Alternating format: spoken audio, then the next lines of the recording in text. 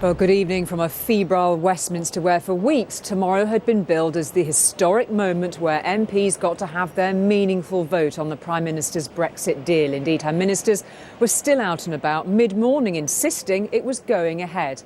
And then came a huge U-turn. This afternoon, the Prime Minister confirmed the rumours that had been sweeping this place, that the government was postponing the vote on her deal until, well, we don't know when. She acknowledged to MPs she couldn't win. Instead, she was going back to the EU to ask for reassurance on the Northern Irish backstop. If her position looks weaker than ever, Labour called for her to go, but said they're not quite ready to call a vote of no confidence. Very unparliamentary behaviour by the Labour MP Lloyd Russell-Moyle. His protest at Theresa May shelving the big vote on her Brexit plan that was supposed to take place tomorrow. Order. I must order the honourable gentleman to withdraw immediately from the House for the remainder of this day's sitting. Mr Russell-Moyle, please leave the chamber. Just a few minutes earlier, an eccentric parliamentary convention. Now, tomorrow! That was the actual moment when the government backed away from the historic vote. Perhaps stranger still, it was hours earlier that the Prime Minister explained why MPs were being deprived of their say on her Brexit scheme. It is clear that while there is broad support for many of the key aspects of the deal,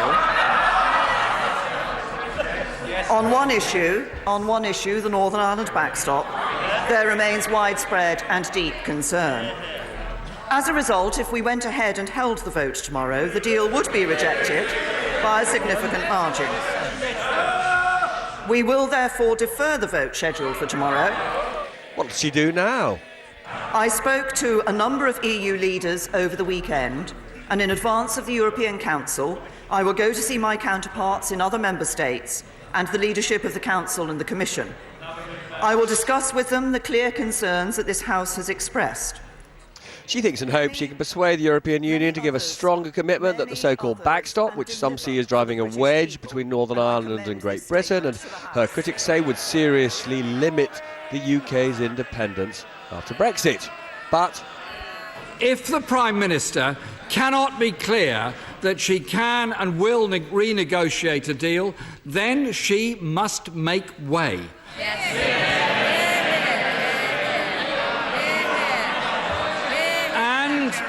If she is, and Mr. Speaker, if she is going back to Brussels, then she needs to build a consensus in this House. That parliamentary umpire again, not happy. Halting the debate after no fewer than 164 colleagues have taken the trouble to contribute will be thought by many members of this House to be deeply discourteous. But probably even more troubling for the Prime Minister was this from the leader of Northern Ireland's DUP MPs, without whose support she'll struggle to govern. What the Prime Minister says today simply isn't credible, is it? I mean, this is an impossible position for the government to find itself in. The Prime Minister says she's listening, but she talks about reassurances and assurances. Does she not get it by now that the withdrawal agreement, legally binding text, is unacceptable to this House? And then there was one of the great parliamentary veterans. Mrs Thatcher had a word for it. What she's done today, F-R-I-T, she's frit. Labour's leader came back. The public, Mr. Speaker, will look at the behaviour of this government and how it treats their democratically elected representatives with despair. And he won an emergency debate tomorrow. Now, what doubtless he'll point to is the many times the Prime Minister said this. This is the best possible deal. It's the only possible deal. This is the deal that has been negotiated. There is not a better deal available. This is the deal. Apparently not. Tonight she's preparing to meet European leaders to persuade them there is a better deal. And if she fails, as even her ministers fear she will, then a delayed vote simply means a day of reckoning for her, for the country, deferred. But not for long. Robert Peston, News at 10. Well, when Mrs May sets off on her tour of the EU in the morning, she's aiming to get enough concessions to change minds back here at Westminster. A pretty tall order, and if it doesn't come off, what happens then? We're not gonna Brexit. No, we're gonna Brexit. We're not gonna Brexit anymore. Tonight, as protesters sing a variation of the same old song, the question is, how does Theresa May change her tune? The lookalikes might think they're funny, but winning over real MPs is no joke. They want her action to be more than just a stunt.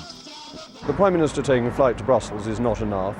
It needs change to the text of the treaty, which states in Article 4 that it is superior law, and most importantly, it needs to remove the backstop altogether, lock, stock and barrel.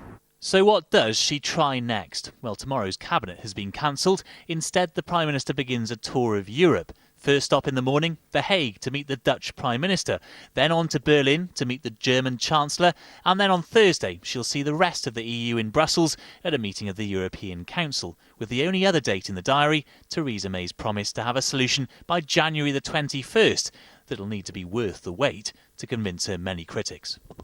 Time is running out and she's wasting more time. She should accept the inevitable. This deal is a bad deal. It's not going to be supported in the House of Commons, and then get everybody onto a better path. But tonight the cameras aren't capturing any agreement about what that path is, including among Labour. This evening, around 50 of its MPs have told Jeremy Corbyn to push for another referendum.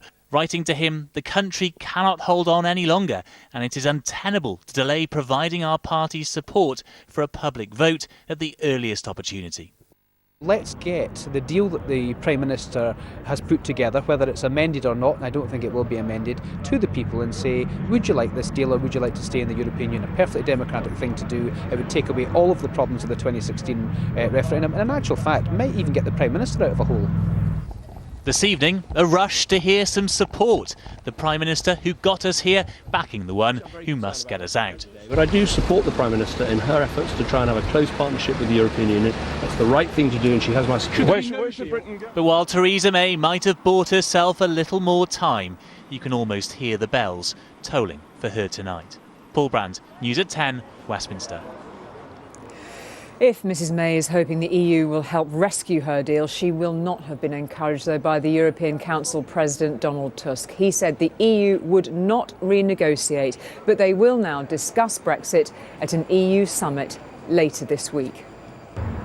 Just when Brussels thought its part in this endless Brexit drama was finally over, it seems the British are back.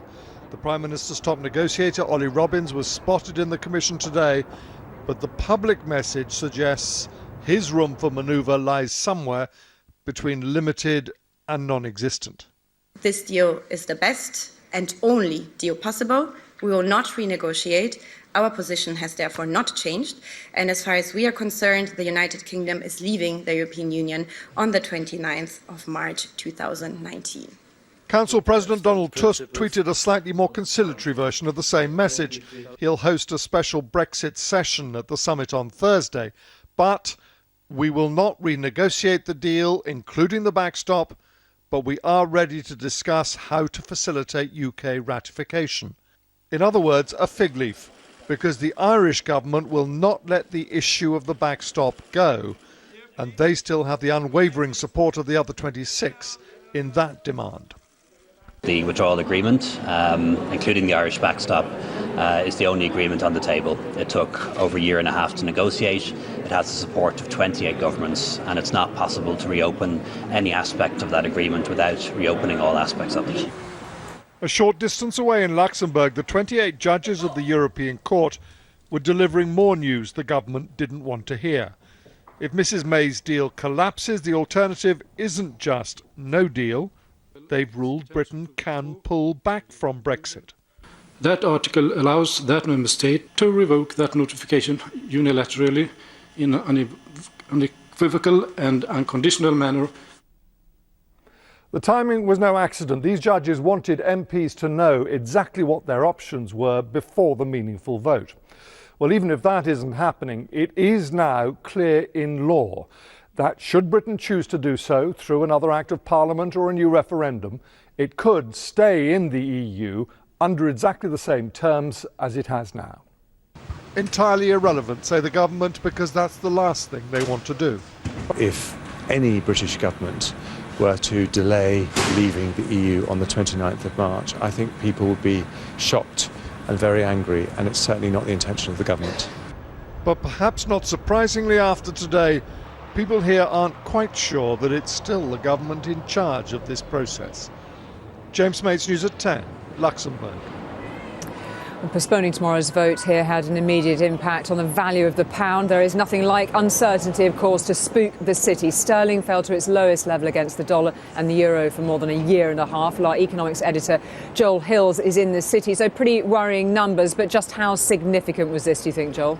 Well, look, this wasn't panic, it wasn't meltdown, but it was significant. And I think what you'll see over the next few weeks and months is that the politics will play out regularly to the backdrop of a drumbeat of financial markets. And today, momentarily, their drums got a lot louder. The pound began to fall against the dollar at around 11 o'clock this morning when reports first surfaced that the vote would be delayed. The Prime Minister made the formal announcement in the Commons later by 3:30. By 4 o'clock, the pound was down to $1.25, the lowest level in 20 years on the stock market. Shares were being sold in the companies most exposed to the British economy, to the banks, to home builders, to retailers and to airlines. What does all this mean? Well, some analysts will tell you investors feel that there is a chance of economic downturn. Others will tell you the prospect of a general election and the possibility of a Labour government is what this reaction is all about. You'll find no one at all who honestly believes in the city that now the most likely outcome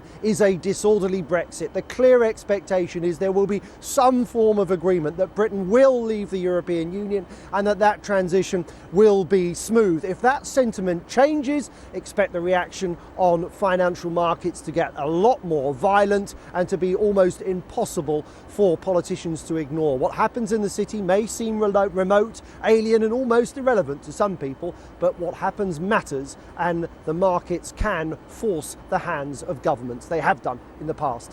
OK, Joel, thank you very much indeed for that. Well, I'm joined now by our political editor, Robert Peston. It's quite hard to know where to start tonight, really, isn't it? But, I mean, practically, what hope does Theresa May have of achieving what she's aiming to through this delay, do you think?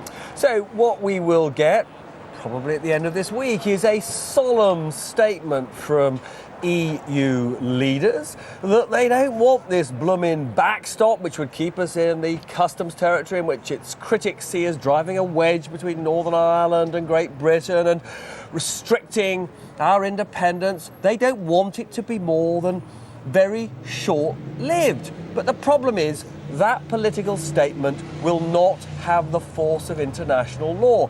Only the withdrawal agreement, which she's already signed up to, has the force of international law. And so her critics in her own party and the DUP, who she depends on, those MPs, those Northern Ireland MPs she depends on for her ability to govern, they will still vote against this plan as and when it comes back to Parliament.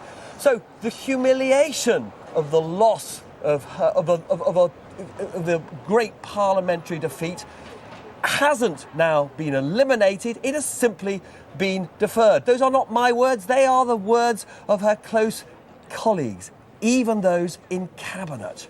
OK, Robert, for the moment, thank you. And I'll be coming back to you a little later on for a final thought before the end of the programme. Well, on another extraordinary day here at Westminster, let's return now to Brexit and our political editor, Robert Peston, for a final thought. It's hard to imagine a Prime Minister under greater pressure tonight, assailed from all sides, really. So, I've been speaking to lots of Tory MPs tonight. They've only got one thing on her mind. Will Theresa May remain as Prime Minister? Should she remain as Prime Minister?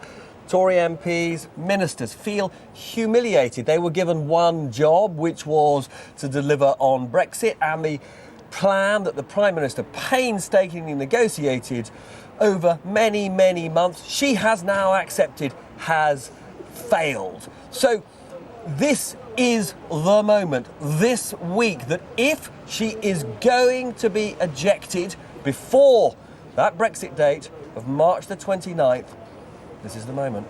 It may be the moment, and lots of rumours swirling about what possible action she may have to face as well, from within and without. Yeah, I mean, look, names are being gathered, and frankly, as I say, the only thing on the mind of her critics is, have they got the numbers? The magic number is 150. They don't think it's worth launching the no confidence vote unless they think they can get to that magic 150. They tell me they're close. OK, we'll see what tomorrow brings. Robert, thank you very much, as ever, indeed, for that. So according to Mrs May's original timetable, she should have been preparing tonight for tomorrow's big Commons vote on her Brexit deal. Instead, she's inside number 10, just a short hop from here, getting ready to fly to the Netherlands in the morning and then on to Germany to see Chancellor Merkel. She's hoping to win some leeway on that Northern Ireland backstop that would help her sell her deal to Parliament. She has bought herself some more time, but it is hard to see tonight how the outcome in the end will be any different when MPs do finally get their say.